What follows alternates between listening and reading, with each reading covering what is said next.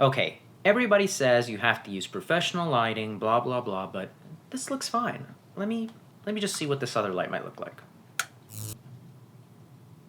Oh.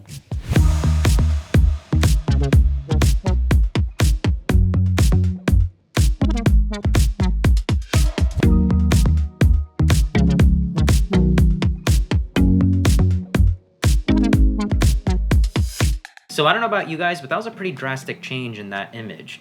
It's crazy what a little bit of a difference, or a big difference, a professional lighting setup can do versus just cheap lighting. And so in this video, I really wanted to show you guys the differences in setting up this scene with no lighting, cheap lighting, and professional lighting, and show you the differences and just how it can really impact your image to produce better quality work. So a little backstory, when I first started photography and getting into filmmaking, I didn't really think that I would have to get lighting. I was like, oh, I can just get a lens, a really fast lens, something with like an aperture of 1.4, like this 35 here, something that just opens up really wide, lets in a lot of light, and that's it. And if anything, just get by window, which produces really great results. Getting natural window light is nice and diffused, real soft. I do that in a lot of my videos for my B-roll, but at the same time, you can't control that. So let's say you're on a scene. Don't take this YouTube scene, think of this as like a talking head scene in an interview. You can control this lighting. You can't really control, how the sun might fluctuate, and I've done that before. It happens, and it sucks because it changes the image a lot, and so it can be a headache. And so having something like this where you can fully control your scene can really benefit you a lot, especially getting into more video work. So let's break down the differences between no light, cheap lighting, and professional lighting. So now, let's switch over to the first one, no light, and go 100% natural. Oh my goodness. This is what this scene looks like with no light. You can actually see the reflection on my glasses of my monitor. We're currently at ISO 5000, and wow, that is terrible. And this is probably gonna look really bad at 5000 ISO. Look at these lights, completely blown out. It just looks like a disaster over there. I was filming at a white balance of 5500, and you can see that this room is really, I guess magenta is what it looks like, warm and magenta. So this is what this scene would look like, the one that I always use. This is probably like my favorite angle in my little office space. This is what it would look like with no lighting. And this is just using in-camera settings. Let's switch over to the other one now. Okay, that's honestly already a lot better. And so this is the light setup with the ring light. And so what we're doing here is, man, that's pretty bright though. I set up the light kind of where I would have any other lighting, and what I did is I really want it to be right here off to the side, hitting me a bit, so it just looks a little more shadow fall off on this side. This is kind of like the more brighter side. But one thing immediately I'm already noticing is for me to film at ISO 100 with the same settings, it's pretty bright and pretty harsh.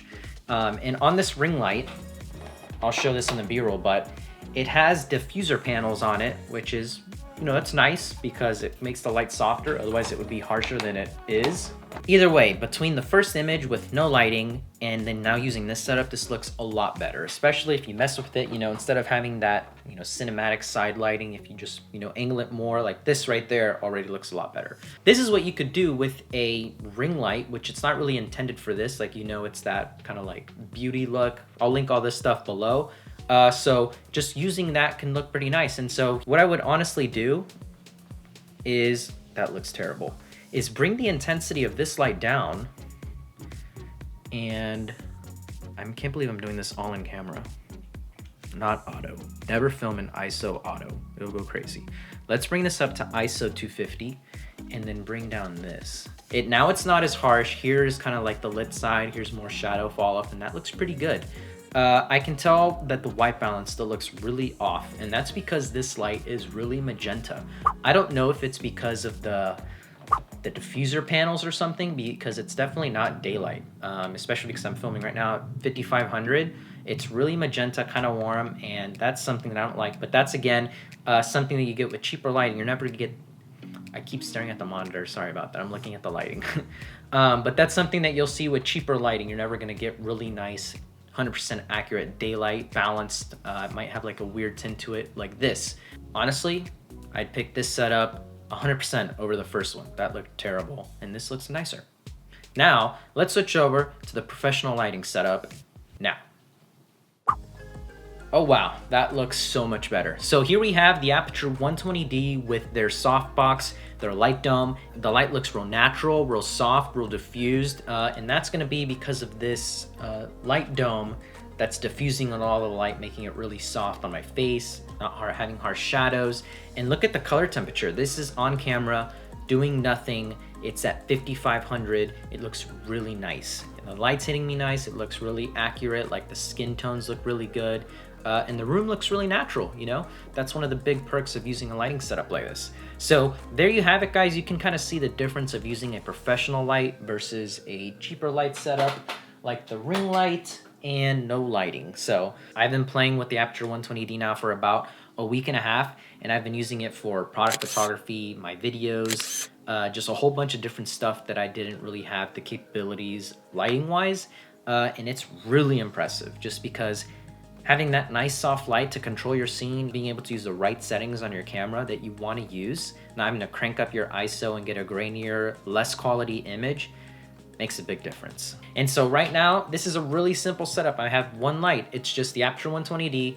Kind of here's my angle, so it's kind of off 45 degrees and then kind of up 45 degrees. It's kind of like the setup you want for like a scene like this, and it looks really nice. Now, obviously, you don't have to just immediately go buy something like this if you're starting filmmaking, if you are just starting to dabble with it. Doesn't make sense. It's kind of like your gear. You know, you're not immediately gonna start photography and go buy a 5D Mark IV or something like that. You're gonna start, you know, from the bottom and kind of work your way up with what you can afford, like learning stuff. And so that's pretty much how I went.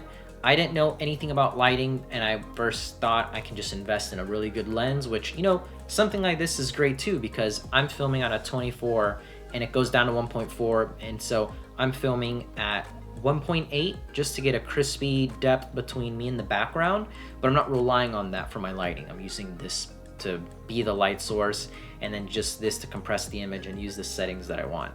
And then I worked my way into using a ring light, which you saw in the majority of my videos. That's honestly how I lit most of them. Obviously, I didn't want to do like that beauty dish ring in the eyes look, so I just, you know, rigged it up to use a very low power, mess with all the settings in my camera to get the best image possible, and then do a lot of the rest of the work in post and grading the image to make it look like it's not a ring light, because honestly, if I looked at that image, I wouldn't think it was a ring light. And then finally moving up to something like the Aputure 120D is really, you know, really well worth it. This is gonna be something used for video gigs, not just, you know, YouTube video work, but just, sorry, I don't like that in this scene. You know, this is what you would use for talking head scenes, interviews, lighting, you know, product videos, get that really nice lighting. Yeah, it's, you know, when the work calls for it, that's when you would get something like this. Now, a couple of drawbacks, of course, of using professional lighting is it comes with a price. This is a, you know, $700 light, while versus this ring light is gonna be only 100 bucks.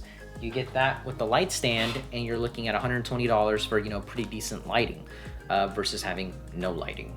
And then along with professional lighting comes with a bigger footprint. And so this breaks down to like,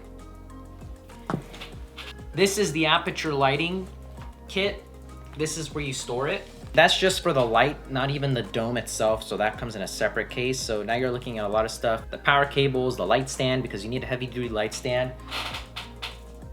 Versus the ring light is just this little small light, small power cable, and a little small cheap light stand.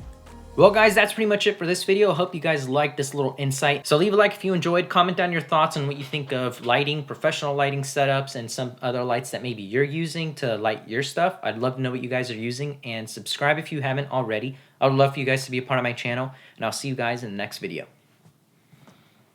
I don't have any editing to do. Nice. Guess I'm gonna go hang out. See ya.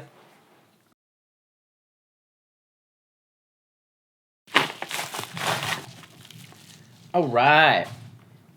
Just got this in the mail. Circular polarizer by Tiffin. I have their variable ND filter and I really like it. I got this for interior photography. This should cut out a lot of reflections like on wood floors and maybe see better out the windows. And so I'm going to try this out.